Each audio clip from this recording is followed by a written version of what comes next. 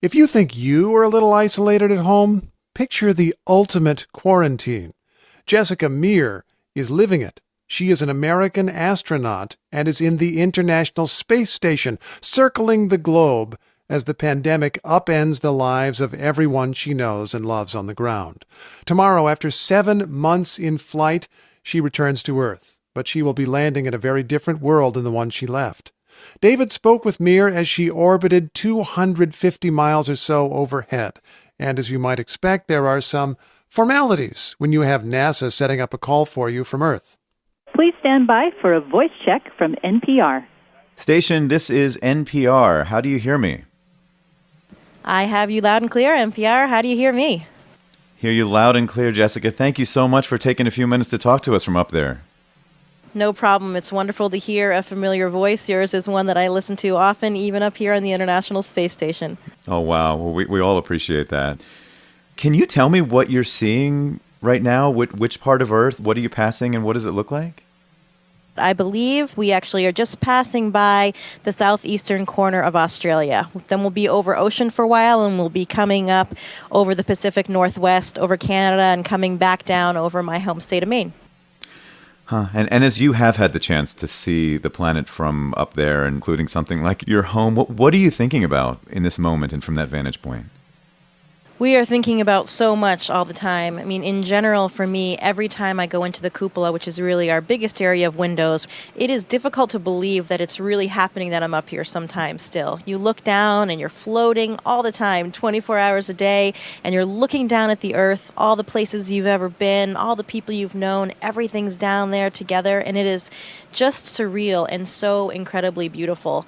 Right now, we have a lot of other thoughts going through our minds since we're actually getting ready to come home. And we are packing up, and we will be home on Friday after 7 months. Today's actually my 203rd day in space, so it's a little bit surreal to think that we're going back, especially given the situation that's been unfolding on the ground. It looks like we are going back to a completely different planet. Who have you been thinking about and staying in touch with to try and stay connected to what's been happening here? We actually have regular conferences once a week, video conferences, just like a Skype or a FaceTime call. I've been speaking to a lot of family and friends. One of the reasons is not even just for me. I just want to be able to share this with everybody possible. And a lot of people think it's pretty cool to get a call from space. So that's something that I enjoy doing a lot. Is everyone in your family, your friends doing okay? Yes, thank you very much for asking. Everybody is doing well, and I know this is really an incredibly difficult time for everybody, and it's why it's so difficult to believe. You know, I know other people have experienced major personal or also even more internationally type incidents while they've been in space removed from it, but this one is just something that is affecting the entire planet. There really isn't anybody that's not affected by this, except for us for now, and so that has just been very odd and surreal for us to experience. Yeah, I wonder about the emotion and whether it's even lonelier to be away from people and away from the planet at a moment like this. Yeah, it certainly does feel like quite a contradiction because when I look out the window, the Earth is equally as stunning as it looked several months ago before all of this happened. So it is hard for us to process really how much everything has changed. Jessica, in normal times, if we can even call them that, what would you be doing as soon as you landed back on Earth, and what would you be looking forward to most? Yeah, this situation has dramatically affected our plans. NASA has done an incredible job. Our support people on the ground have been working very hard to figure out even how to come pick us up.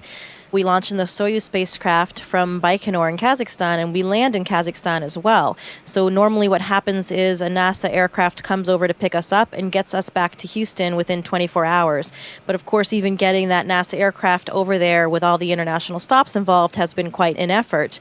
It's going to be kind of like a planes, trains, and automobiles scenario where I think we're going to even end up riding in an ambulance for several hours across the Kazakh steppe in order to get to our airplane. So it'll be a little bit different than normal.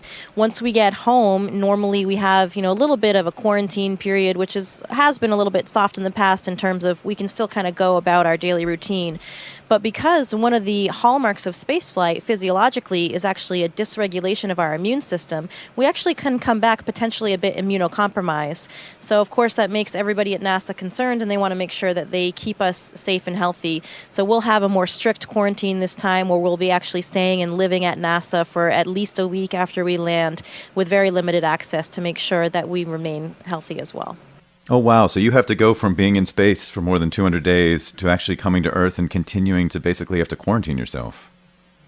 Yeah, that is the irony. I mean, we're going to be going for 7 months of isolation for me, 9 months for my crewmate Drew Morgan, to more isolation on the ground. And not even just that first week. It sounds like it's going to be a lot of isolation for the foreseeable future as well. And I think it's actually going to feel more confined and more isolating to do that on Earth than it is up here, because that's something that we expect and train for. But on the ground, when you're not used to expecting that, and when, your daily life consists of going out and doing all these things, I think it's going to feel a lot more isolating down there than up here. What do you miss most about life on Earth? Actually, I haven't really missed anything. I think for me, this is my first space flight, something I've been thinking about literally my entire life since I was 5 years old. And every day we are doing something so exciting. We have this incredible view of the Earth. We're doing incredible science experiments. We're sometimes going out the door to do a spacewalk. And all of these experiences have been so varied and new that I think this completely in this new alien environment that it doesn't really make me miss anything at home. But of course, elements of nature are the one thing that I think will feel even more amazing once I come back. I love being outside and just feeling the fresh air, the feeling of the warmth of the sunlight on your skin, the smell of the trees in the forest. That is something that I am really looking forward to. Thank you so much, Jessica. Be safe. Thank you. It was wonderful speaking to you today. Take care and stay healthy down there. We're all thinking of you. David Greene talking with American astronaut Jessica Meir, who's preparing to return to Earth tomorrow after 7 months in space. Thank you to all participants at the station. We are now resuming operational audio communications.